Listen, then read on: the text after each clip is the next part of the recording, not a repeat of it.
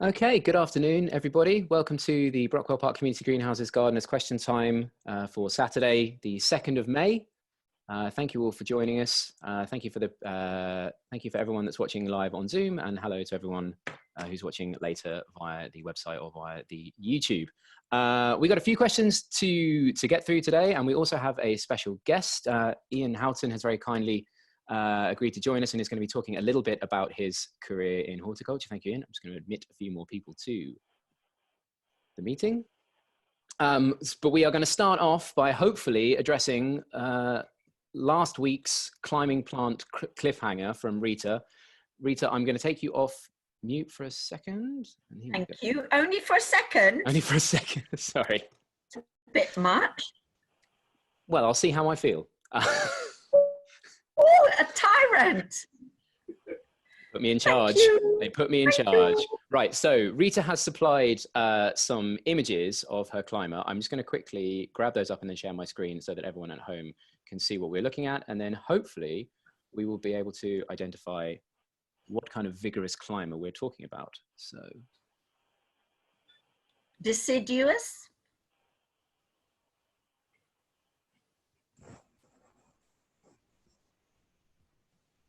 Okay, so share the screen.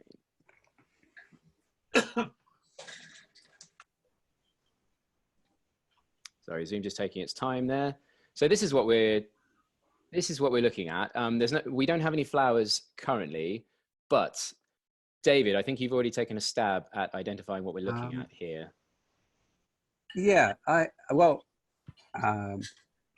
it's quite hard to tell without any flowers. It'd be much more helpful, but it looks like a member of the cucumber family, as far as I can see, because it's got tendrils and it's got seems to have fluffy stems and that kind of typical leaf structure. But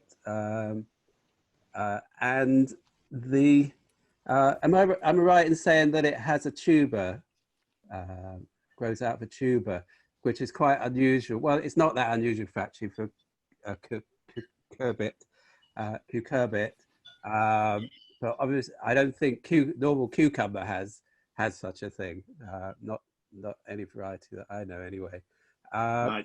So I'm thinking it is a wild cucumber from North America, which is a Mara species. What? And Mara, M-A-R-A-H, and it's also got the name is manroot because it has large tubers that grow very large, a meter long. So I haven't. Can you describe what the tubers look like at all? Yeah, it's quite it does. It grows quite wide. Yes. And quite long. So it was growing in my friend's patch. And because I saw the bees going crazy over the flowers, and they're beautifully scented, very small flowers, and I said, I must have a bit. What colour are the flowers? Creamy, greenish, creamy, sort of very unostentatious, very small and sweetly scented, sort of plain, you know, creamy, white. Have you ever seen it? You've never seen it fruit, have you, Rita? I wish. Come on, well, no. Well, only because the greenish white flowers. I was wondering if it could be a bryonia, right? Which is in the. I think that's more what it is. I think that's what it is. Do they have tiny flowers that are scented? Yeah, smallish greenish white flowers. I'm not sure about the scent, but it will fruit with sort of green berries. I would warn you now, though, that if it is bryonia, as far as I'm aware, they are heckin' poisonous. Pretty much every bit of it is poisonous. I mean, to humans at least. The birds will be fine. But well, bees and birds seem to be unharmed by it because they love it. Yeah, there's a couple of bryonia and obviously they are in the cucumber family, as David was saying. So I think that's definitely right. So are they still Amara? Are they still the AMARA? No. So I think let's let me. Have you got a picture, Joshua, of the flowers? I'm afraid I don't have a picture. No. Well, I can only flower late in the summer. I can Much quickly later. I can quickly get that up. And, Sure, I will. In which case, I'll stop my screen sharing. And yeah, that's better. And I will find it, which is, hold on, let me just bear with me a minute. Joshua, I sent you 3 photos. That's correct. Yes, but I mean, I can have another look at them now, Rita. I can show the rest of the group, but I don't think there's anything in there that we're not going to. Good afternoon, Kat. That's all I can say. Let's have a look. So let me. Yeah, do you know what? I've got to close up one of the foliage. Okay. So, and now Kat is here, so we can ask her as well. Here you go. And get the screen. Ah, a David special, possibly. We're mid identification. Well, that remains to be seen, I suppose. So Bryonia has a taproot, does it? I think so. Yeah, although not anywhere near as significant as the species that you mentioned. So that may be the sort of the deciding factor. I'm just trying to get the screen, this picture bigger. So. The screen share or something, Dave. That's right. I've got a little problem because this is a touch screen and it seems to be going crazy. Don't laugh, Catherine. No, I find it quite amusing, all these technical things that usually kind of play up on me every time. Yeah. I hate them, but they're useful anyway. This is true. I think I have to think about getting bigger screen. I'm just really happy with this. David, why can't I ask Mr. Houten? Houten. Here we go. Thank you. Okay. Here's some pictures. The thing is, I know this is Gardener's question time, but I'm brought to mind of another Radio 4 show, which is I'm sorry I haven't a clue, because I'm not a professional horticulturalist. And Mr. Houten, how could you say that? Because it's where I was watching yours this a couple of weeks ago just to prepare, and the question about watering fruit trees, and I was watching the answers, and I was like, oh God. I hope I'm not going to be doing that. We've got an apple tree. We water it sometimes. It's fine. I don't know. Yeah, I did say that I wasn't going to put you on the spot, Ian, and then Rita's done that. Rita's done that for you. So hold on. Alrighty. So we've got some flowers. There it is. There it is. So you can see. Is it? Yes. If this is it, have you got it? Does it we say can see about it. bees? Does it say bees love it? Yeah, I think any of these species. Oh, no, it's quite small. It looks like it's kind of low-lying. Sense of scale, I want. No, it does. It climbs out. It would climb over your garage roof. Put it that way. Oh, crikey. What would you say? It would really climb to get the sun. It looks like it's got tendrils. It looks like a kind of vine type growth. It is definitely a vine. Is it in your garden? Well, I've got a bit of it, yes, because it was on my friend's garage roof. And that's how I saw all the... It's an aphrodisiac for insects. Never mind the root.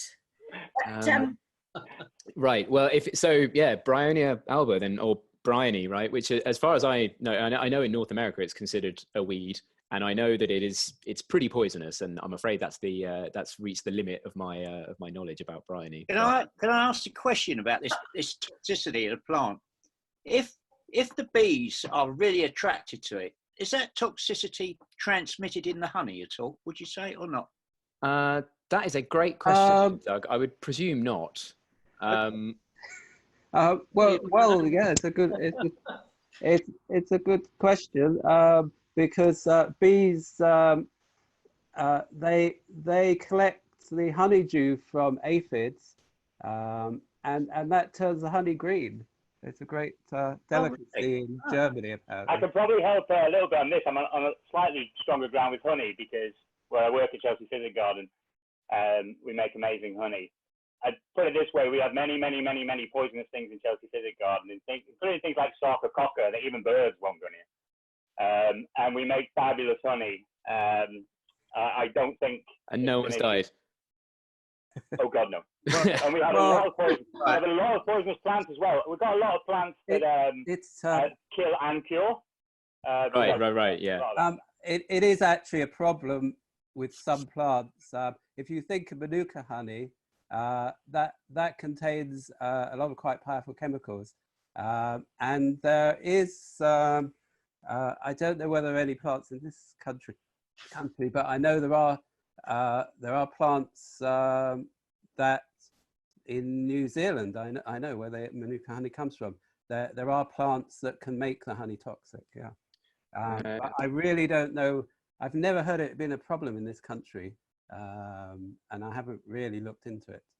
Well, you know, ivy and rapeseed, there are lots and lots of plants that are in monoculture. Like one of the people I know has his whole, almost the house covered in ivy, and he claims it's good for the bees. I don't know how that affects the honey, but I know the honey can change color according to forage and, you know, whatever they forage on. Isn't that true? Well, and as David Yeah. the could be green. Winter. I know that the datura plant, the one with the huge trumpet-shaped flowers, I know that honey from that contains the trace amounts of the extraordinarily potent hallucinogen that datura has. We have one of them that grows in the greenhouse and flowers quite vigorously. I remember Chris telling me about it the first time I arrived. I did Google it, and apparently the hallucinogenic high is a incredibly bad time and not worth experimenting with in the slightest. So presumably the honey would be the same deal. So maybe the bees have a good time, but human beings certainly do not. Okay, so we think we're fairly confident that we've identified this climbing vine. So last week's cliffhanger is potentially resolved. Definitely, I recognise the flowers, but fantastic. I won't be eating those berries. I've got a picture of the tuber here. Can you see that? Oh. There you go. Can you see that? Yeah, looks. My tuber is that huge, and right. Well, because that's been an established plant. Let me show the picture of Mara flower. There you go. Which one is it more like? Wow, they do look very similar, don't they? Yeah, it's similar, but not the same. The leaves are slightly less pointed. I was thinking the briny one's more. Well, the thing is, there are a lot of species of Mara. This is only one of them. Okay. And the leaves are all of cucurbits are quite variable depending on environment, I guess. But usually the flowers are usually the kind of things botanists, as I understand it, go on because they're less variable. Yeah. So you think it's bryony then, which is probably. Oh. Okay, excellent. Well, I love the name manroot. Yeah, I look like that. I was kind of hoping it was because they grow as big as a man. But you know, that's weird because it's got oreganus, which would make you think of oregano. Well, I think that means it's because it's found in Oregon. It's a kind of Oregon. Yeah, so one of the northern-ish states. I would never have wanted it till I saw the flowers and what the effect of the flowers was. Otherwise, I would have just thought it's a weed. Well, you really can't have enough plants. Pollinators? That are good pollinators. So please grow it. But and if you're worried about it being poisonous, well, there's such a host of garden plants that are extremely poisonous. I wouldn't think. I mean, it does have berries, doesn't it? So that is possibly a danger. Has it had berries? I have never seen the berries. I wasn't interested in the berries. I just saw the flowers. Because it was my friend's garden, I only saw it in flower and was determined to have a bit. Right, well, it has small sort of, I mean, if it is a bryony species, it's got, sort of small, tiny kind of bottle green berries, but don't stick them in your gob. Well, you know, in my garden, I've got Azara, not the microphylla Azara. Do you know what I'm talking about? That's a good early pollinator. Oh, there we go. Thank you, David. Azara. Oh yes, I will watch out for those berries. So if it has berries, it's definitely a bryony. If it Yeah. has cucumbery looking, Yeah, that will clear it up quite neatly. tiny cucumbery things, green, but they're green, then Yeah. then it will be Poisonous. Mara or one of the wild cucumber, North American wild cucumbers. But I don't think they're going to be very common in British gardens somehow. Thank you very much. That was the mystery solved. Okay, thank you, Rita, and thank you, panel. Right, so we're going to move on to our next segment. So I'd like to extend a very warm welcome from everyone at BPCG to Iain Houten, who is very kindly elected to join us today, and is just going to tell us a little bit about his career in horticulture. Iain is of Mawbey Farm and the Chelsea Physic Garden, and a bunch of other stuff now that now that life has gotten a little strange and we're all doing something a little bit different for this time. So I'm just going to pass the mic straight over to you, Iain, if you don't mind, and just if you could just tell us a little bit about what you were doing up until the pandemic, and then perhaps a little bit after. Sure. I'm viewing David's screen here. Yeah, David, would you like to just quit this off, or I can? Yeah, can you do it? Yeah, I can boot you out. No. I haven't mastered making it full screen. Oh, that's it. That's done it. I can see. Yeah. So I'll go back a little bit further, but I'll try and make it as brief as possible. 5 years ago, at the age of 33, I'm basically a comms guy in London now. I've worked as a staff writer and as a communications officer, football, politics, things like that. And I went freelance and I started growing things. We cleared out my back garden about 5 years ago. And I'd never grown anything before in my life. I did not know where a tomato came from. It was a bit embarrassing when my friend showed me. And I grew some tomatoes and some kale and some courgettes and some Arctic strawberries, I don't know, in my backyard. And then the next year, Lambeth cleared out a space over the road. I can see it from here. I can see the marigolds, actually. And put 4 planters and dug out 5 floor beds. And then put round a leaflet saying, does anybody want to be involved in a community growing program? Me and my housemate at the time got back in touch, and somebody got back in touch. And we were excited, and then nothing happened, and it grew over. A few people chucked a few things in. And within a year, Pinnacle were about to take it over. I don't know if you guys know the landscape garden. And then I walked past it one day, and I said, yeah, I should really just try and grow some things. So I got in touch with the council again, and I basically said, look, can I take it over? And they're like, oh, yes, please. Oh, God, get it off our hands. Oh. By this time, my other housemate had left, but I had a new housemate who worked 2 days a week at Surrey Keys Farm.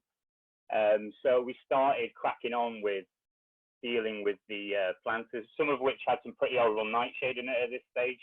We didn't use for a couple of years. And just pulling out a lot of wood chip that they chucked over onto the dirt. And I guess first couple of years was a bit of a chore, just trying to make it look decent. Another guy in the estate, Adrian, who's been here for 40 years, started getting involved around that time, 4 years ago. And then 2 years later, having a bit of experience now of gardening, I applied for a job at Chelsea Physic Garden as marketing officer, and I got it. And in the 2 years since, I've learned a lot about horticulture. I've learned an awful lot about garden history, and the community gardens really come on. 2018 was a really good year. It was really hot, but it just seemed to work that year, and we won a Blooming Lambeth Award in the Against the Odds category, which I kind of say is just a small garden on the estate. And then last year we were a bit disrupted last year actually, because there was one resident who wouldn't play the game and was just chucking anything in anywhere, and also just taking all the food. So it was a little bit disheartening last year. We didn't have a great year. It was hard work. And this year we've gone really good on it, and we've got an upcycled planter now. We've got a really good upcycled compost yard, which has got 3 bits in it. We've got a bookshelf, and we've got some really good perennials. Or in as much as we've got cardoon in now, so I don't expect we'll ever get that out. We've got some great sages, some great herbs, and we just started putting in annuals today. And I've actually got a video which I've managed to get, some raw footage, which I've managed to get, which I'd like to show the first minute of. If that's cool. Please do, yeah. Are you good with See if I can do it. I haven't done this yet in all the Zoom things, so there we go. Sorry. Lovely. Excellent. Iain, where is this? I can see it from here. So it's, I'll tell you in a minute. So I'm just going to say now, Iain, you're probably going to have to remove your headset. Otherwise, the rest of the panel are not going to be able to hear you need to unplug that from your machine. Fantastic. Good to know. Having tried to play a video in this exact format myself and been baffled by why there's no sound. Okay, should be right now. Sorry. Okay, these are those long cayenne Peppers. chilies, sorry. Chilies. They were sown at Chelsea Chili Garden and donated. Very lovely. Lovely. We're going to get these in and a couple more tomatoes into this bed, which gets a lovely amount. White and hope for the best. So that's just that was just before we did about 20 minutes actually of footage, and I'm going to edit it and speed things up, but that's just because I just managed to get that up now. But that's Mawbey Farm. We're halfway down the South Lambeth Road, in between Vauxhall and Stockwell, on the Mawbey Brough Estate. Yeah, which is where we are. High rise on it, hasn't it? No, so the Mawbey Brough Estate has no high rise. The biggest it has is 4-story flats, but there's loads behind us. Everything's exploding. In fact, we're going to be next to go eventually. What, gentrification, you mean? They're going to gentrify it all. Yeah. Sorry, should probably get off that, a bit political. Oh. But you know, by doing something like this, it helps. And I know Lambeth councillors, the leader and the deputy leader and the mayor are all my councillors. So that's somewhat useful, even though they're all a bit busy. But I know the more effort we make, the harder it is for developers to clean us out. And we restarted TRA 3 years ago because of this kind of thing. I'm on the TRA. It's helped to restart community things. We did a family fun day in September, which was amazing. We did it between us and the estate next door, and Lambeth gave us 1,500 quid to do that, and just give everything away. And it was a great day. It was really lovely. And I sing in a community choir in the estate as well, Vauxhall Voices. So it's a good. I mean, my friend moved out 4 years ago. I lived in here with him 2 years. I'd known him before when we lived together in Ireland, and I was suddenly lonely. So I had to open the front door and have a look and see what was happening. And here we are 4 years later. Fantastic. And how many regular sort of volunteers or participants do you think you have? It's quite ad hoc. There's me and Adrian, and there's another fella called Idris who lives on the other side of the estate. Are the three guys who do it most. Adrian's dad will give it a water if people are away. In normal times, we get kids out on planting days. Whoever's around or whoever's connected through the TRA, and a lot of people take food, which is good. People just come and snap a bit of rosemary off for Easter lamb, and we're like, yeah, go for it. As long as the plant's healthy, just go for it. Mm-hmm. Fantastic. Because I mean, obviously, a lot of the people that are going to be watching this are probably, local Lambeth residents. So, any chance, hopefully, that they can swing by? Yeah, I don't see why not. Maybe not right this moment, right? I should have couched that in. Yeah. I'm about to put a sign up.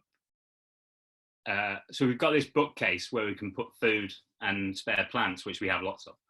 And I'm about to put a sign up saying all this, maybe get the Instagram on, and also try and say one person at a time within the space, because that makes the most sense. But yeah, I mean, we're all in Lambeth if you're passing. Fantastic. And I wonder we're if on you... the IEL. We are on IEL, and I think we're mapped. Okay. On But what? just don't put in enough effort with everything. And I was wondering if you could tell us a little bit about your time at Chelsea Physic as well. Well, it's amazing, as you can imagine. It's so I'm really interested in, and I did a dissertation in 18th century philosophy, and this is the other side of the Enlightenment, because it's 347 years old, and in the 18th century, Chelsea Physic Garden was the centre for plant exchange. I'm sure you've all heard of Miller. Miller's a great guy, and one of the great figures in the history of horticulture. His book was reprinted about 12 editions, and I think he only started using Linnaean in the 9th because he was quite a stubborn man. There was a lot of disagreement over that, wasn't there, with that guy? I've been reading up on that. He resisted the Linnaeus system for a long time, didn't he? So you're reading the Brother Gardeners? No, I picked it up from another book, actually, when somebody was mentioning it. The Brother Gardeners is spectacular. Is it? Yeah, because it talks about Bartram in the US as well, and Collinson and Bartram, how they got a lot of the stuff over. And of course, Banks is huge at Chelsea Physic Garden. We have giant clamshells from the first voyage of the Endeavour, wow. 1770s, in the middle of our, and obviously Sir Hans Sloane, who's super important. 300 years ago, 298 years ago, he signed a document that meant that Chelsea Physic Garden could survive.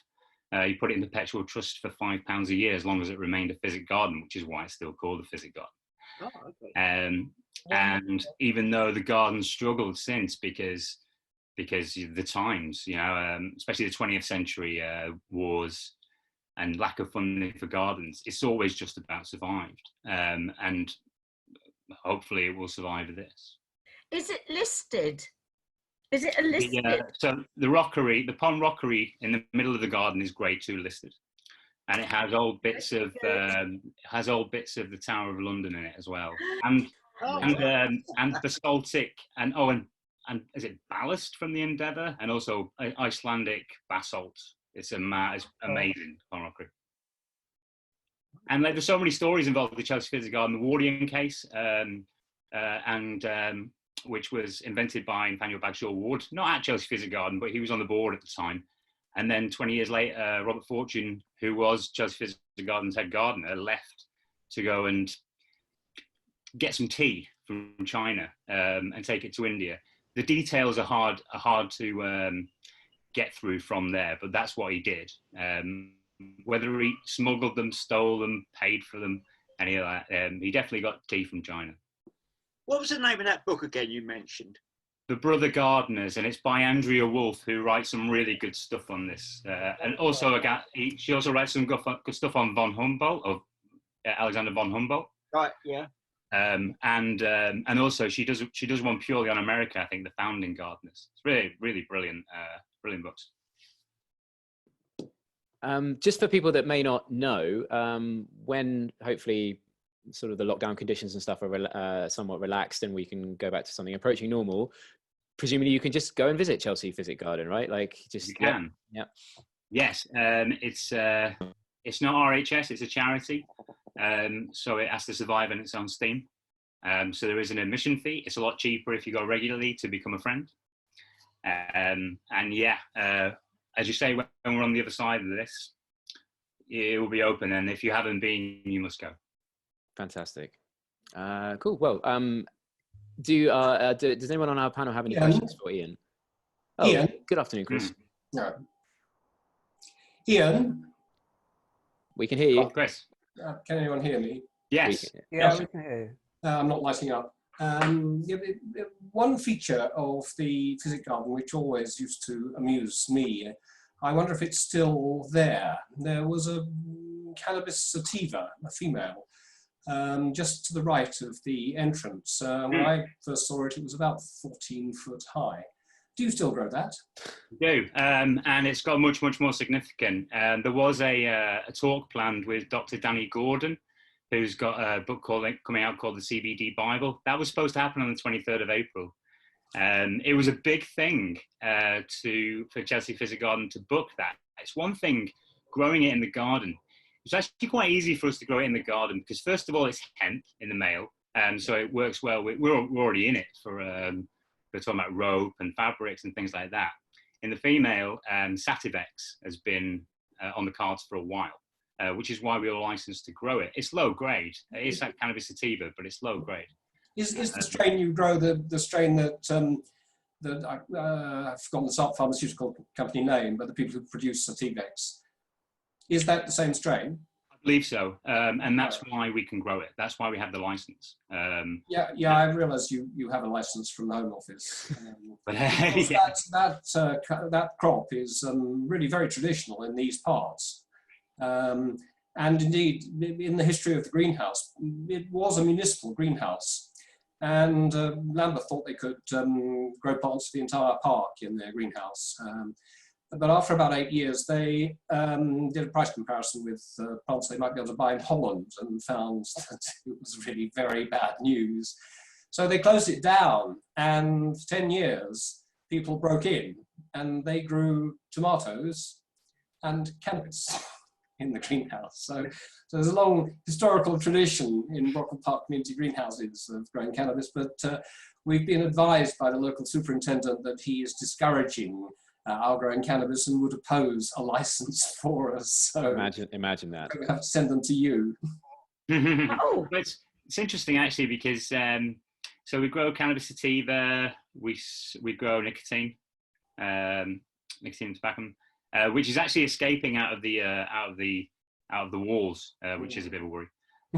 We often grow hops, and we grow Papaver somnifera as well, which leads to heroin, as it is.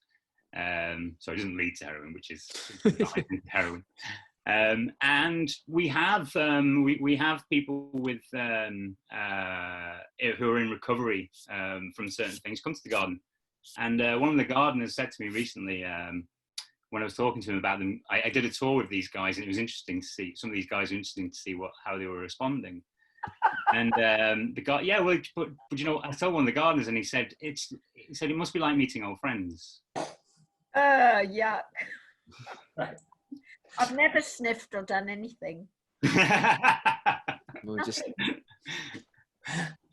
We don't grow coca leaf. Reassuring to know, Rita. How long have you been in the Physic? 2 years. 2 years? Yeah. Right, okay. Because Kat's predecessor was, before he was community gardener for us, he was at the Physic, a chap called Tom Wells. Well, no, he wouldn't have crossed with you at all. Was he a gardener? He was I mean, I don't know how they're structured, but I mean, he worked in the gardens. He was, I mean, he'd come from his... How long ago? Well, he came to us about 5 years ago. Okay. And left. Kat, how long have you been? About 3.5 years, yeah? So he left about 3.5 years ago. Beth used to work at the Physic, didn't she, one time? There's quite a lot of it, you know. There's quite a high turnover of staff, but yeah, there's quite a lot of getting in and out there. Right. It's an amazing place. Yeah. It's a charity, and it's a difficult place to structure and run. But my God, it's just.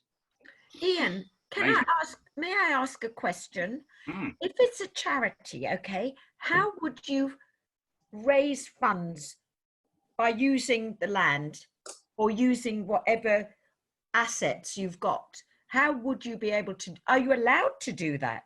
Oh yeah, absolutely. So we raise money by, so we're open Monday to Friday and Sunday. Is it the church? Most of the year round, from 10 till 6, a bit earlier in winter. On Saturdays, we hire it, during the summer, we hire it out for weddings. Wonderful.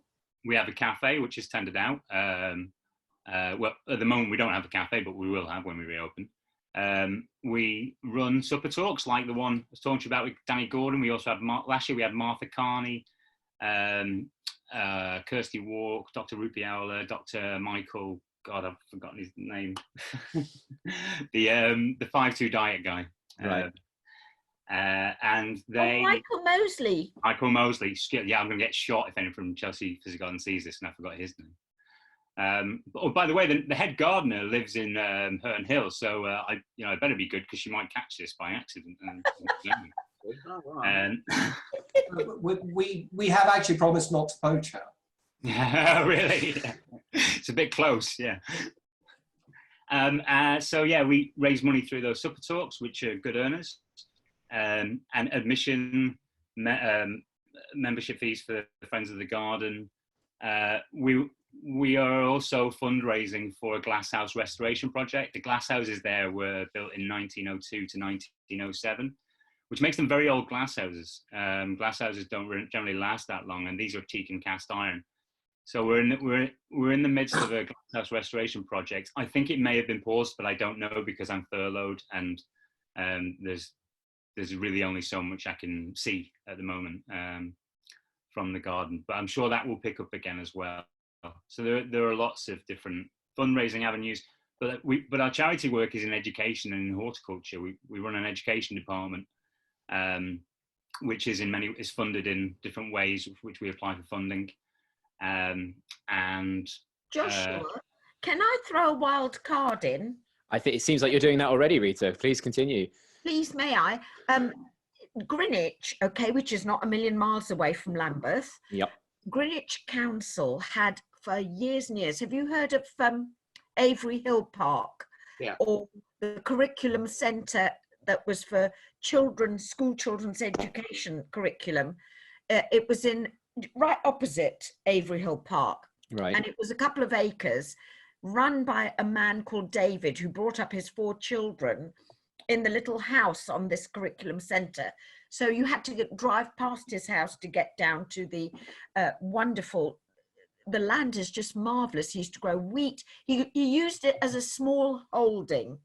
So he also had a big pig and some animals, the pond, but it was just such a magical place. And then when David somehow either retired or something happened, they got some kind of charity. And are you aware of it? And they've gone bust. I wasn't aware of that. No, I've been to Avery Hill Park many moons ago, but I'm afraid. What about the curriculum centre? I've never visited it, I'm afraid. You see, that's opposite Pippin Hall allotments, which backs onto Avery Hill Park. So on the left, the same side as Avery Hill Park, you've got the allotments, and then you've got stables, and it's on a straight line almost to Elton Palace. So on the right, you have the curriculum centre, and then you have the golf course, Elton Warren Golf Course, and Royal Elton Park. But that land is going to rack and ruin because the charity went bust, and it's just been mothballed, and they've got guardians living in David's old house. You know, these guardians who guard, they can live there so that the place isn't empty. And it's such a waste. It's the most beautiful spot. Beautiful land. I wish someone would take it over. Well, I think Iain and Chris and anyone else who's a trustee at BPCG will probably agree that, you know, as Iain was saying before, the running of a charity is somewhat precarious just in the way that it has to be set up, right? Like if you're running a non-for-profit enterprise, you don't always have not just the buffer of that profit essentially to rely on to hopefully, you know, it's all going back into the business, but you also do not have. It was part of the education department. I'm sure it was. Well, it was when David lived there. Run by ILIA, the Inner London Education Authority. That area. I didn't understand. What did you say? I said that area that you're talking about, the education centre, was part of the Inner London Education Authority. So, because when I was a youth worker, we used to use it as a training centre. Wasn't it wonderful? Yeah, it is. Yeah, it was. It still is. Yeah, I haven't seen it for a long time though. Come over. I'm actually going to investigate that a little bit, Rita, and I will. Will you? I'll have a look into it, and I will get in touch with you, and I will see if I can find out I'll just stick my big old nose in and see if I can find out what's happening over there, and I will let you know. It would be a wonderful community garden, a small holding, anything. Just don't let that land go. Rightio, I will investigate. We do have to move on, only because I know that we have a few other questions to answer, some of whom are some of those question askers are in the Zoom chat live with us. So first of all, thank you very much to Iain. Thank you for joining us this week. And I think, well, I think I speak for most people who are here on this panel that I'm definitely going to visit Chelsea Physic as soon as all this stuff is over. It's been on my list for a really long time, and it's moved right up to the top, I think. So thank you very much, Iain. We are going to move on. Thank you very much for having me. No problem at all. Right, we're going to move on. Before we get to you, David, we're going to play another round of Name That Plant. Bear with me just a moment. So we've got a question from Amy, who I believe is in the chat with us. And she has a houseplant that she has inherited somehow. I have a houseplant, see attached photos, I'm going to bring them up in a moment, and I have no idea what it is. Please, could I ask firstly what the panel think it is? And secondly, any tips to look after it, e.g. recommendations on food, watering, etc. So bear with me just a moment while I find the animal in question.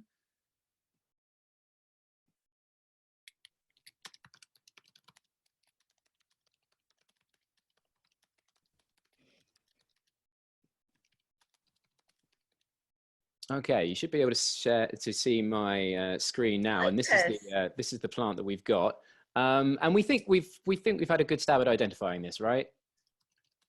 It's a beautiful plant. David, what do you think this is? I'm not putting you on the spot. We talked about this earlier. I know that you have. Yeah, I think it is a weeping fig. Yeah. Ficus benjamina. Benjamina. Yeah. Leaf shape. Give it a fig. Make it a fig. Yeah. Definitely. And it's a beautiful specimen. I mean, it's wonderful, and it looks quite healthy from the close up. Yeah, it's about 23 years old. Wow. Has it been in that location all the time? Because it has, yeah. You seem to be running out of space a little bit. I know we are. So you think it was a weeping fig? You say? Yeah, do others agree with that? Yes, it's a fig. It's a fig, yeah, definitely. But yeah, there are various species, but I think that's the one that people grow as houseplants. A lovely plant, though. Yeah, and it is in such a tiny pot. Yeah. Has it been in that pot quite a long time? It's been in that pot for 23 years, yeah. Wow. It might need a holiday then. I don't think you could better that plant. How could you make it better? It's fabulous. Yeah, do you feed it much? We just occasionally, like, you know, would pour a little bit of water on it, but we haven't really fed it or done anything with it, and we don't really know like what would be the best thing. I mean, obviously it looks okay. You can sort of see close up. There's like new leaves forming as well, but we just don't really know if we should be doing something else to make sure that it keeps living for another 23 years.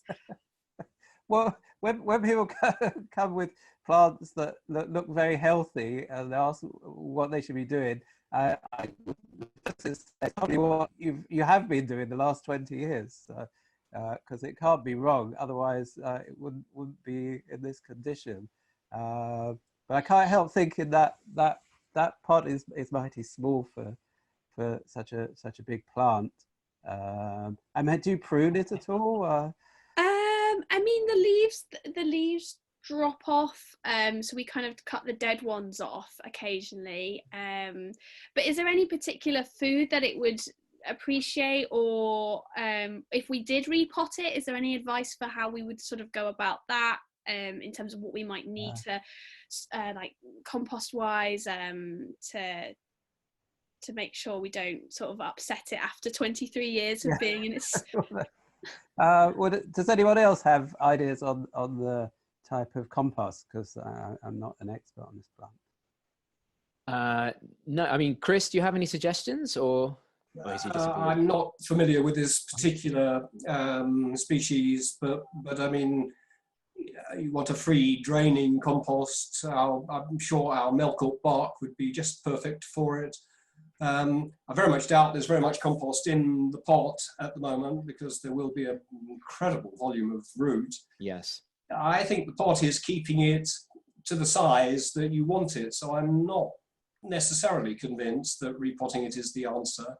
I'd give it an occasional feed of seaweed.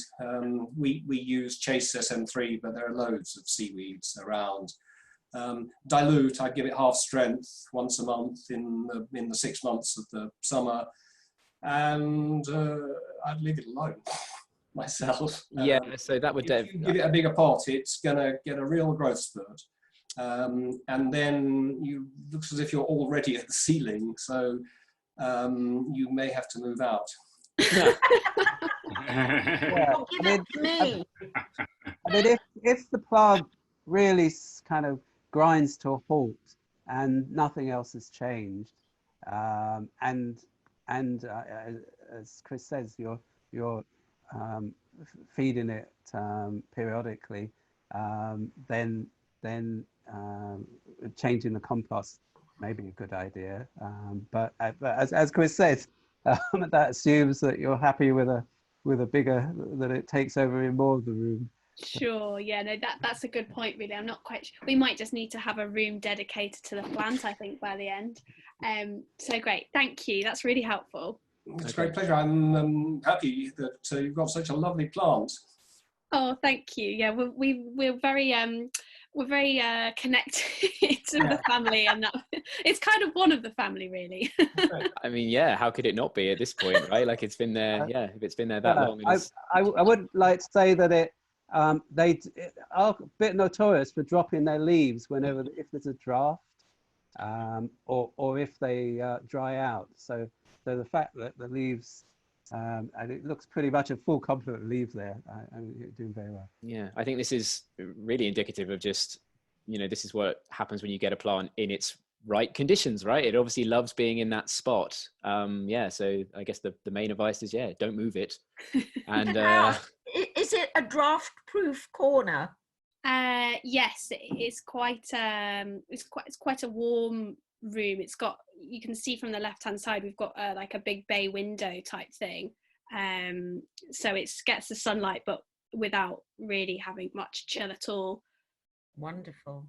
It's wonderful. It really is gorgeous. Right. Well, thank you very much, Amy. Hopefully we answered your questions, and thank you for sharing that gorgeous specimen with us. Let me just double check and make sure that we don't have any other questions. And this is probably a good time to say as well that if you are just watching at the moment and you have any questions you would like to share, just drop them into the chat, and we will read them out. Bear with me just one moment.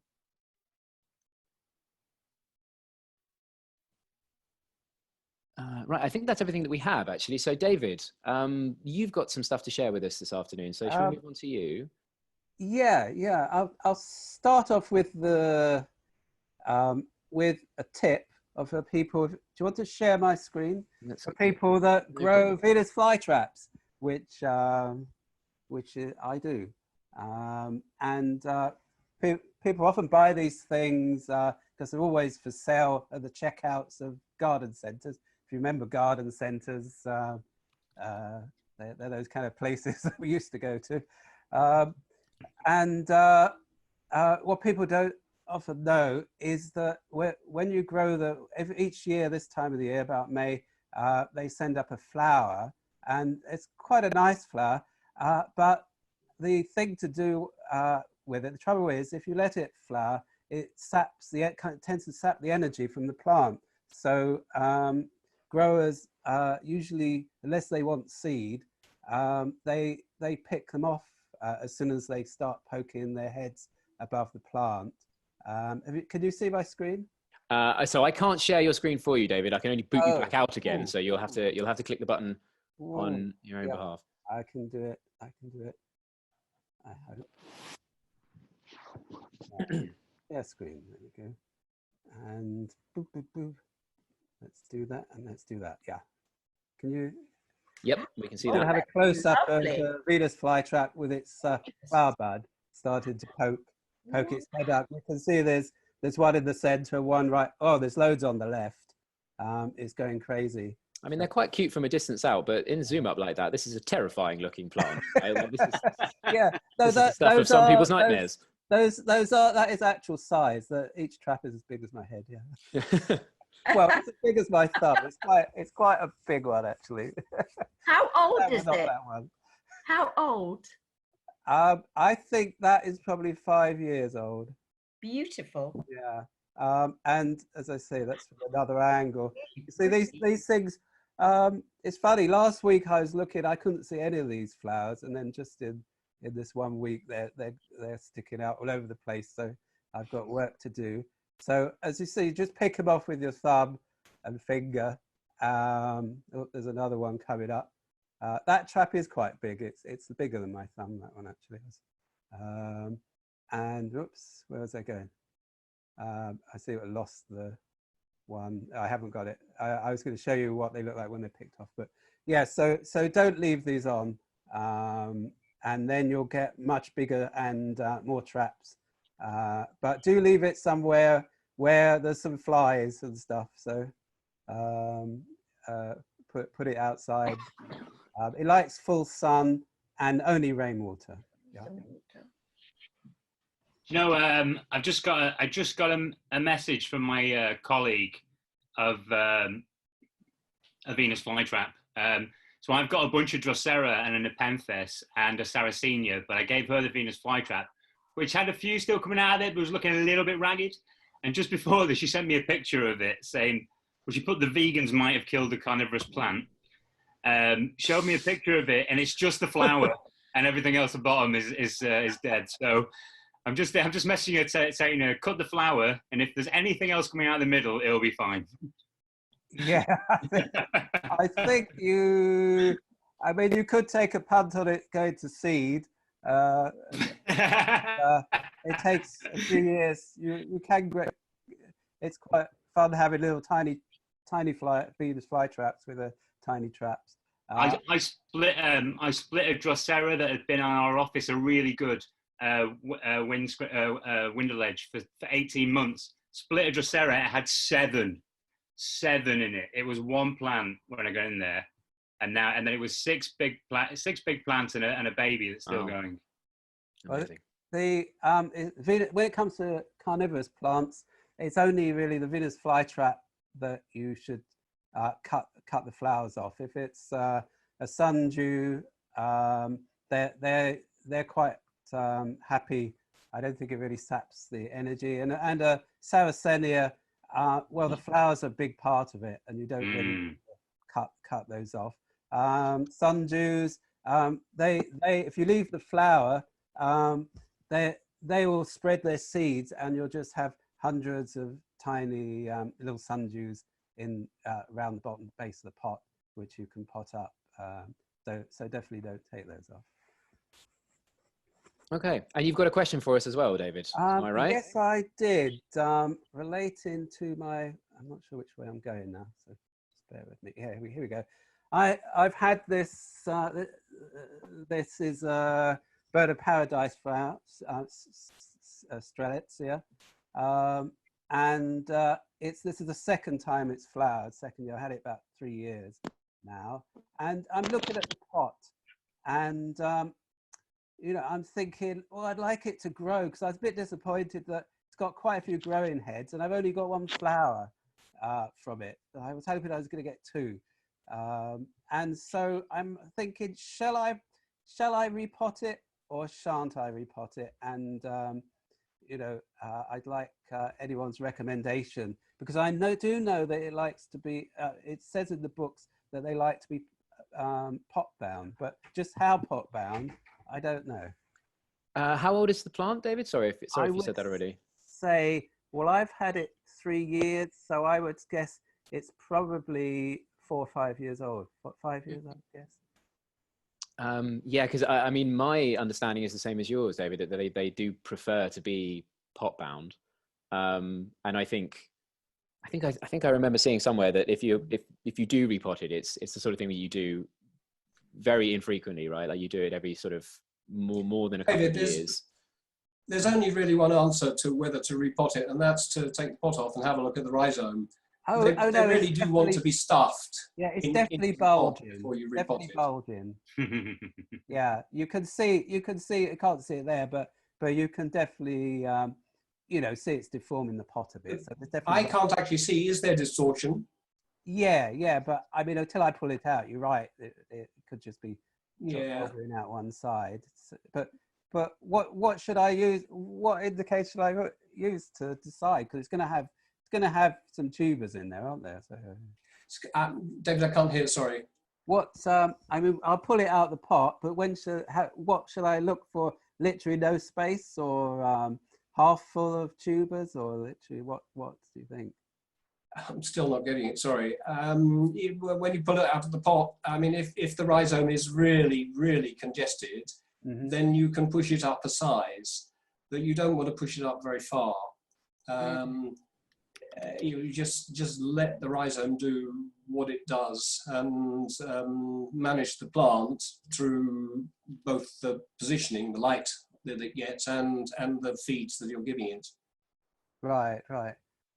How often should I feed it? Because I haven't fed it much, I must admit. Well, I mean, you can get strelitzias in flower, from now until Christmas, gently stuffing them with potassium salts. So SM5, the Chase SM5 that we use, and at this stage of the game, I'd be doing it once a week. Oh, really? Okay.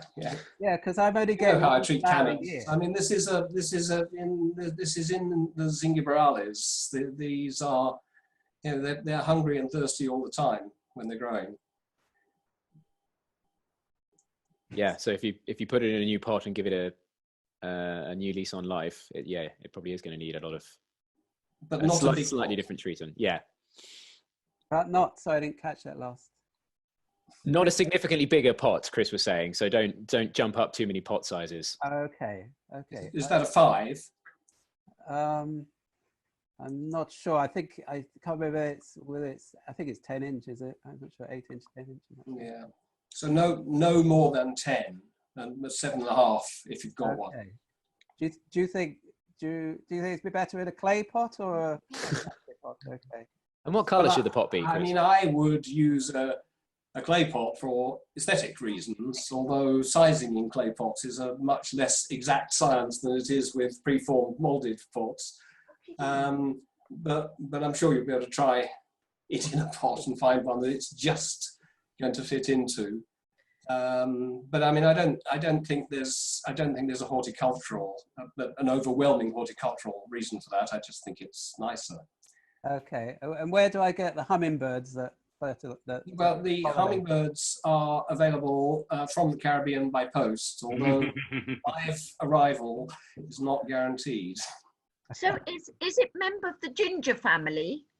It's not a member of the ginger family, but it is in the the order of plants that gingers and cannas and bananas and other of these rhizomatous plants are in, the Zingiberales.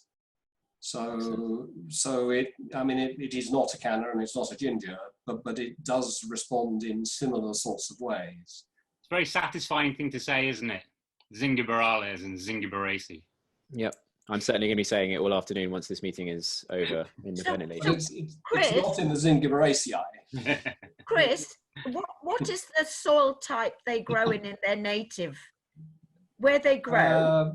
I mean, this is a South African native, and so I don't know exactly where it might be native, but I would suggest that it is likely to be rocky with alluvial build-up from the slopes. So well draining, not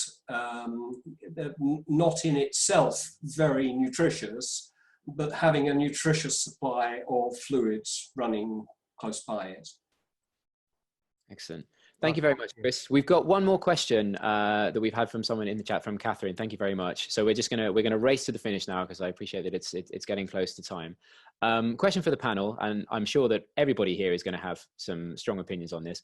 I weeded a raised bed on my estate this morning, which has lavender and some small shrubs in it. The bed is overrun with bindweed. Dun, dun, dun. What advice do you have for getting rid of this? Take everything out, dig out all the bindweed roots and replant, perhaps. Yeah, our old friend, bindweed. The only choice you've got is to dig it out, I'm afraid. Yes. There is no other way. You can't use weed killer on it because it just doesn't work. Yes, there are no specific systemic weed killers available that will target bindweed. So you're going to be using non-specific stuff. So unfortunately, it's gonna have a really negative impact on everything around it if you do try and treat it that way. So that's not going to work. The roots of bindweed can go down to up to something like 10 feet, something outrageous like that. So digging it out is a process in stages. Unfortunately, it's something that you are going to have to work out quite hard over the course of probably several years.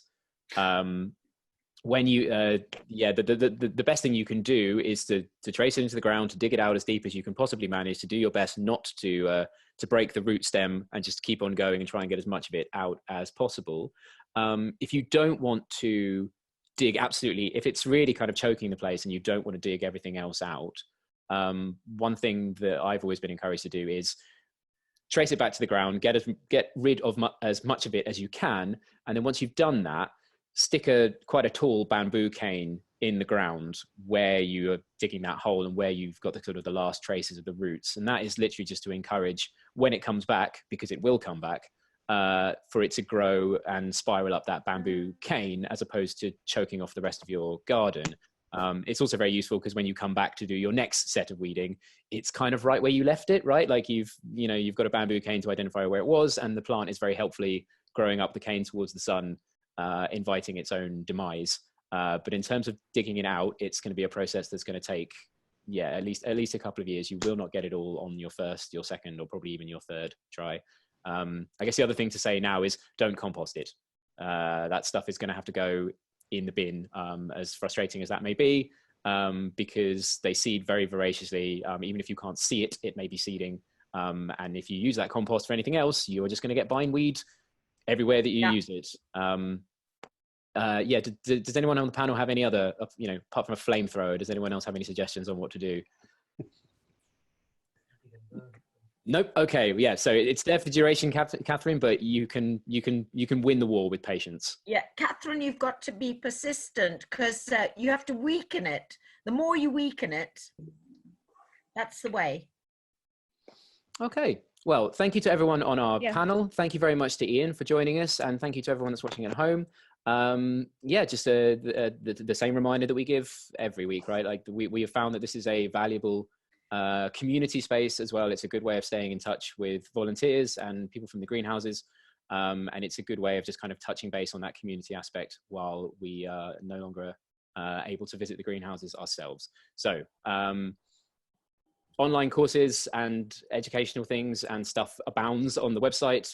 There's still yoga that you can follow from home. There's all the stuff that we are doing, that we do on site. A lot of that is represented in digital form somehow. Various products, local honey and various plants are on sale from the BPCG website, and you can pick those up from the greenhouses while maintaining appropriate social distancing measures. You can bend your fitness route or something on that way and pick them up from them. So there's still plenty of stuff going on via BPCG. And I think with that said, the sun has come out in rural Warwickshire. I hope it's sunny in London as well. I hope you, if you can, you get an opportunity to get out in your garden if you've got them. And if not, I will see you same bat time, same bat channel, 2 p.m. on Saturday next week. Thank you very much, everybody. Thank you. Bye.